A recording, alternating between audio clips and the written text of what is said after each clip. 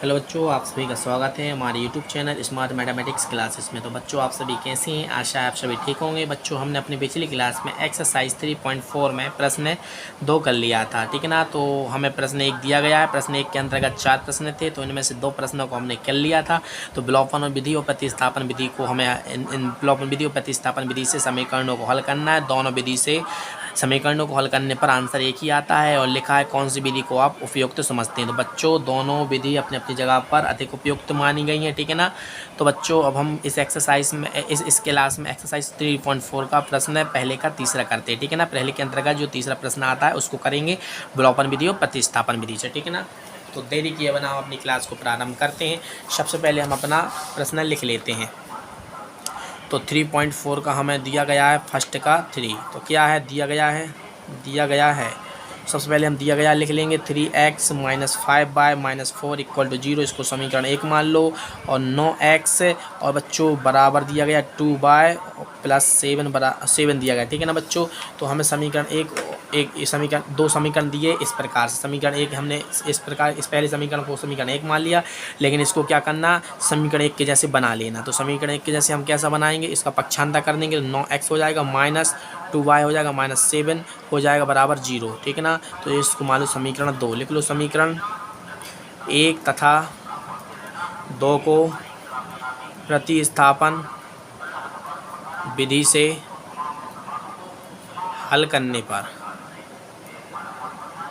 ठीक है ना। तो सबसे पहले हम कौन सी विधि कर रहे हैं, प्रतिस्थापन विधि कर रहे हैं, ठीक है ना। फिर इसके बाद विलोपन करेंगे।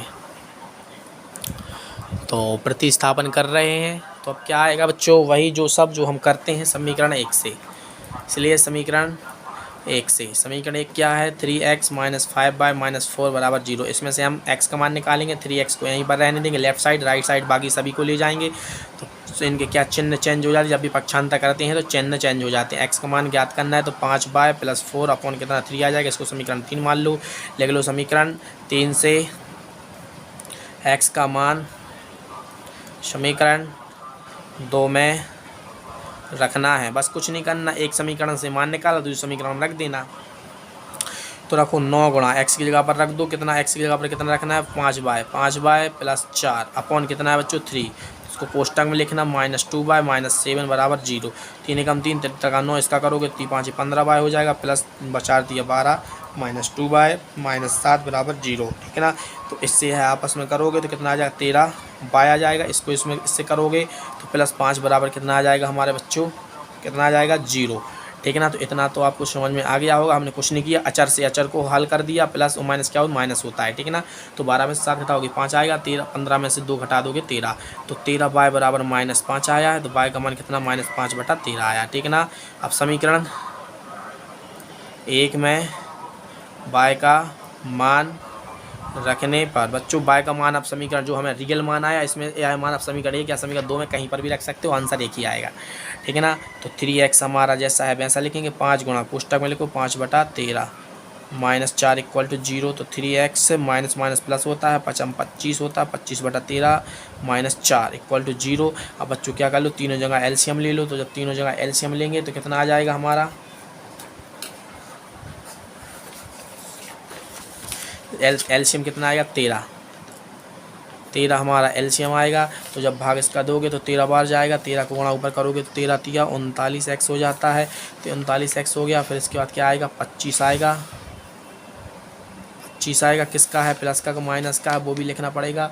हमारा प्लस का 25 है माइनस के 52, ठीक है ना, बराबर कितना है 0। यहाँ पर एक मान लो, इसका गुणा इसके साथ करो तो 39x आएगा प्लस 25 आ जाएगा माइनस 52 आ जाएगा इक्वल टू 3 0 0। इसका गुणा इसके साथ, एक का गुणा इसके साथ करना है, इसका गुणा इसके साथ करना है, ठीक है ना। तो इतना आ गया है। अब क्या करेंगे 39x इसको इससे आप करेंगे हल तो कितना आ जाएगा 27 इक्वल टू कितना हो जाएगा 0। 27 को साइड ले जाएंगे। 39x बराबर कितना है 27 बचेगा। x का मान ज्ञात करना है 27/39। 3 से काटो 3 नाम 27, 3 एकम 3 3 का 9। तो x बराबर कितना आएगा 9/13 आया। और हमारा y का मान कितना आया था बच्चों 5/13, ठीक है ना। तो x और y के मान आप देख सकते हैं कि हमारी प्रतिस्थापन विधि से आ गए हैं। अब समीकरण 1 तथा 2 को विलोपन विधि से हल करने पर। तो विलोपन विधि से इसको हल करना है, तो समीकरण 1 लिख लो पहले। 3x माइनस 5y माइनस 4 बराबर 0, समीकरण 1 था। और समीकरण 2 कैसा था बच्चों? 9x माइनस 2y माइनस 7 बराबर 0, समीकरण 2। क्या करना है अब इसके आगे? विलोपन विधि कैसे करते हैं? समीकरण, इसलिए समीकरण 1 गुणा 3 तथा समीकरण 2, समीकरण 2 में किसका गुणा करना है? समीकरण 2 में हमें गुणा करना है 3 का। नहीं, समीकरण 1 में हमें 9 से गुणा करना है, हमने बताया ना। समीकरण 1 में, समीकरण 2 का हमें क्या देखना है? x गुणांक देखना है, तो 9 से गुणा करेंगे। अब समीकरण जब 2 करेंगे, समीकरण 2 में किससे गुणा करेंगे? समीकरण 1 का x गुणांक से, तो बस गुणा कर दो। तो जब इसमें गुणा करेंगे तो 9 तिया कितना 27x आएगा, माइनस इसमें गुणा करेंगे 9 पौना 45y आएगा, इसमें करोगे 9 तिया 36 इक्वल टू 0, इसको मानो समीकरण 3। ठीक है ना। अब इसमें किससे गुणा करना है? 3 से। समीकरण 1 में हमें दूसरे समीकरण का x गुणांक से करना है, और समीकरण 2 में समीकरण 1 के x गुणांक से करना है, तो कितना आ जाएगा? 27x आ जाएगा, इसमें करोगे माइनस 6y आएगा। 3 से करना है, ठीक है ना, पूरे समीकरण में दोनों ओर, और 0 में यहाँ पर करो तो 0 आ गया, ठीक है ना। तो 6 आ गया, माइनस 30 आते 21 इक्वल टू 0, समीकरण यहाँ पर 4 मान लो। लिख दो समीकरण 3 माइनस समीकरण 4 से। तो समीकरण 3 क्या है? 27x minus 45y minus 36, minus इसको कोष्टक में लिखो 27x माइनस 6y माइनस 41 बराबर 0। अब कोष्टक तोड़ोगे तो minus 45y minus 36 minus 27x plus 6y plus 21 equal to 0। सम 27 से 27 आपस में कैंसिल हो गया, तो यहाँ पर आएगा कितना? माइनस और प्लस, कितना प्लस होता है तो 39y आएगा माइनस का। इसको इससे हल करोगे तो कितना आ जाएगा बच्चों? हमारा 21 में से हमें घटाना है 21, 36, 15 आएगा, ठीक है ना। तो कितना आ जाएगा? 15, तो माइनस का 15 आएगा इक्वल टू 0। तो अब हमें माइनस 39 बाय यहीं पर रहने दो, या 15 का पक्षांतर करो तो प्लस का हो जाएगा। बाय का मान ज्ञात करना है, तो माइनस 15/39 आ जाएगा। 5 से 3 5 15, और 3 से 3 एकम 3, 3 त्रिका 9। तो बाय का जो मान आएगा बच्चों हमारे लिए माइनस 5/13 आएगा। तो विलोपन विधि से हमें बाय का मान कितना आया बच्चों? माइनस 5/13। अब क्या करेंगे बच्चों? हम समीकरण 3 में बाय बराबर माइनस 5/13 रखने पर, तो बस समीकरण 3 जो हमारा था उसमें हम क्या रख देंगे? समझ गए ना? बाय की जगह पर इतना रख देंगे। तो समीकरण 3 हमारा कितना है?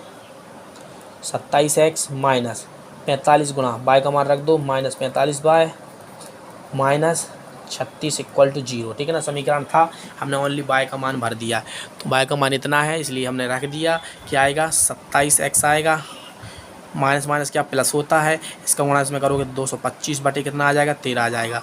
तो यहाँ पर माइनस, तो माइनस इसमें अब क्या आएगा? 36, ठीक है ना। 36 इक्वल टू 0। यहाँ पर इसके नीचे क्या मान लो? 1 मान लो, ठीक है ना। इन सभी के नीचे क्या मान लो? 1 मान लो।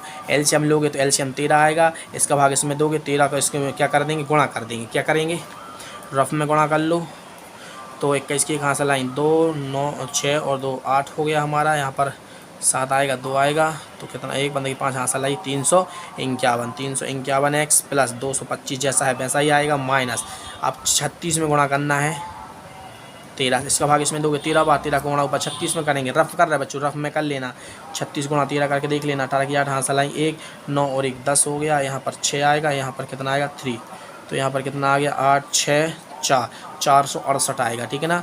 तो अगले स्टेप में 351x प्लस 225 माइनस 468 बटे कितना? 13, इसके बराबर में क्या? 0, बराबर में 0। अब इसका त्रिक गुणा कर लो, 21 में करेंगे तो कितना आ जाएगा? 351x प्लस 225 माइनस 468 बराबर 13 शून्यम 0। त्रिक गुणा जब भी करते हैं ना, तो त्रिक गुणा का मतलब क्या होता है? गुणा करना। इसका इसके साथ करेंगे, यानी कि राइट साइड का जो हर है लेफ्ट साइड के अंश के साथ गुणा करेंगे, और राइट साइड का जो हमारा अंश है उसको लेफ्ट साइड के हर के साथ गुणा करेंगे, ठीक है ना। आप देखो 468 में से 225 को हम घटा देंगे तो कितना बच जाएगा? 3, और यहाँ पर 4 2, तो यहाँ पर आ गया 200 351x, यहाँ माइनस 243 बराबर 0, तो इसका पक्षांतर कर देंगे। 351 बराबर 243, तो x बराबर 243 बटा हमारा 351 आएगा। 2 3 से काटो, 3 8 24, 3 एकम 3, 3 एकम 3, 3 एकम 3, 3 7 21, ठीक है ना। 3 7 21 को 3 से फिर कटेगा, 3 दूना 6, 3 7 21, 3 से कटेगा, 3 त्रिका 9, 3 नाम 27, 3 नाम 27, 3 एकम 3, 3 त्रिका 9। तो बच्चों x का जो मान आया 9/13। और y का मान कितना आया बच्चों -5/13। आप देख सकते हैं बच्चों विलोपन विधि जब हमने की है तो विलोपन विधि मान से कितना आया, x का मान 9/13 आया है और y का मान -5/13 आया था। जब हमने प्रतिस्थापन विधि की तो प्रतिस्थापन विधि में भी देख सकते हैं आप x का मान 9/13 आया था और y का मान -5/13 आया था। तो दोनों विधि से हम इसका मान निकाल सकते हैं, दोनों विधि अपनी जगह पर सही हैं। तो एक प्रश्न में यही पूछा गया था आप किस विधि को ज़्यादा उपयुक्त मानते हैं, तो दोनों विधि अपनी अपनी जगह पर ठीक है ना बच्चों। तो बच्चों मिलते हैं अगली क्लास में, तब तक के लिए जय हिंद जय भारत।